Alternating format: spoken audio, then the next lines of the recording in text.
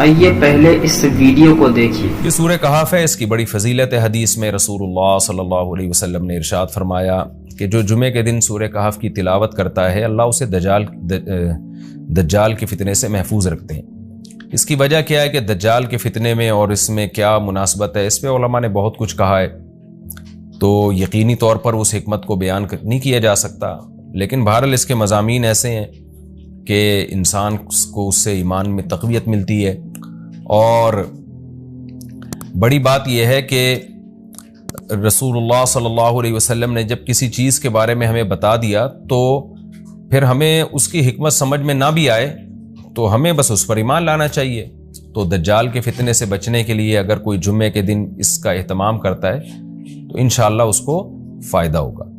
دجال کے فتنے سے بچنے میں سرسری غور سے ایک بڑی حکمت یہ معلوم ہوتی ہے کہ اللہ تعالیٰ نے بڑے بڑے قدرت کے اپنے نمونے دنیا میں دکھائے ہیں، جیسے اس میں خضر علیہ السلام کا واقعہ آئے گا، اصحاب کہف کا واقعہ، ذوالقرنین کا واقعہ، کہ کیسی اللہ نے ان کے ہاتھوں پہ اپنی قدرت کو ظاہر کیا۔ تو یہ اللہ تعالیٰ کے مختلف کام ہیں، یاجوج ماجوج کا تذکرہ بھی آئے گا اس میں۔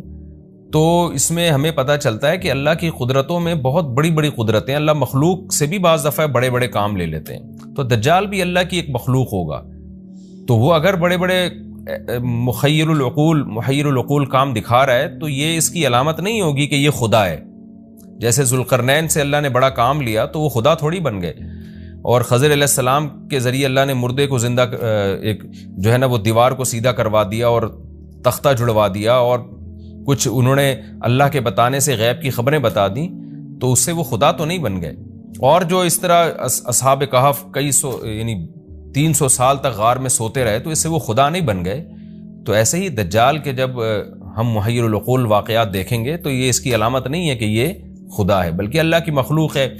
تو اللہ تعالیٰ نے جیسے پچھلے پیغمبروں میں ایسے واقعات رونما ہوئے اور مقصد لوگوں کی آزمائش تھا، تو دجال بھی لوگوں کی آزمائش ہی کے لیے آئے گا۔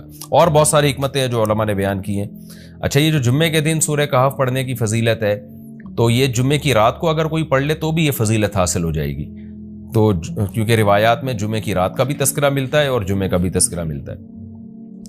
الحمدللہ الذی، تمام تعریفیں اس اللہ کے لیے ہیں، انزل علی عبدہ الکتاب، جس نے اپنے بندے پر کتاب کو نازل کیا، ولم یجعل لہ عوجا، اور اس کتاب میں اس نے کوئی کجی نہیں رکھی۔